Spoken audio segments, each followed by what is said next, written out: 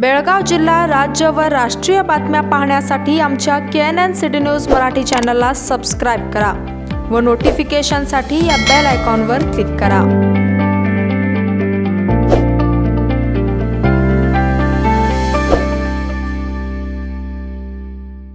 केंद्र सरकारने जारी केलेल्या स्मार्ट सिटी या महत्त्वाकांक्षी प्रकल्पाला यशस्वीरित्या पार पाडण्यासाठी KNN सिटी न्यूज कडून स्मार्ट सिटी योजनेअंतर्गत होणाऱ्या प्रत्येक कामाचा आढावा घेण्यात आला आहे.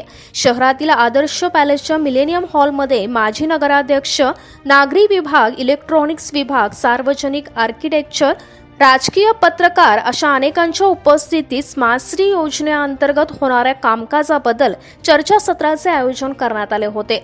मात्र शहरातील एकही स्मार्ट सिटी अधिकारी या चर्चासत्राला उपस्थित असल्याचे निदर्शनास आले नाही. यावेळी वॅक्सिन डेपो येथे स्मार्ट सिटी योजनेअंतर्गत हेरिटेज पार्क निर्माण करण्याची आवश्यकता नाही, जसे सध्या ते आहे तसेच असू दे, असे KNN सिटी न्यूज कडून आयोजित करण्यात आलेल्या या स्मार्ट सिटीच्या चर्चासत्रात प्राध्यापक रुपाली कावलीकर यांनी सांगितले आहे. सध्या स्मार्ट सिटी योजनेअंतर्गत निर्माण करण्यात आलेल्या रस्ता व गटारी कामकाजामुळे नागरिकांमध्ये संताप व्यक्त करण्यात येत आहे. BMC आणि BL या स्मार्ट सिटी कंपन्यांच्या कामकाजामुळे असमाधान व्यक्त करण्यात येत असून स्मार्ट सिटी संबंधित अधिकाऱ्यांवर कारवाई का केली जात नाही असा प्रश्न यावेळी त्यांनी उपस्थित केला आहे. Buildings, even the trees are a heritage. So vaccine depot and its ecology along with the buildings is itself heritage. So even if there is a proposal, we have seen the proposal of vaccine depot. I'm sorry to say that it does not consider any of it. It is very insensitive. In fact, I think let the money go, but let the trees remain. Very true. So very 2 true. years, if they have not done anything, it's good for vaccine depot. 2 years they have not done anything, it's good for vaccine depots. Look at the roads. Vaccine depot is going to go to dogs if it goes like this. Very true. Yes. So I think implementation is one thing, funds is another thing, along with it corruption, etc. But the planning, the vision itself is wrong with our smart I would city. like to add to what you said. One, on a personal note, in a couple of places, with meeting my old friends and some people who are senior citizens in Belgaum, they've had their concerns about development happening in vaccine depot, and there is also an aspect where we should try and do some development and promote heritage.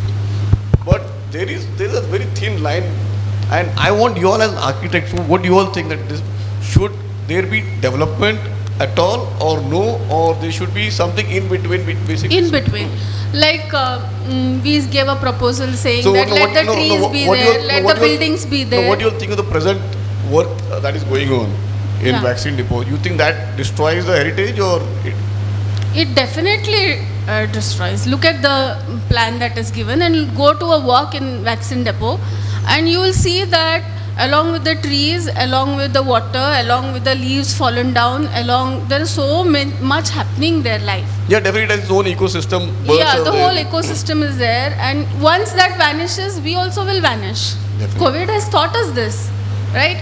So I don't think the proposal that is given for, that's why I said funds apart, implementation apart, the planning itself for our smart city is not right.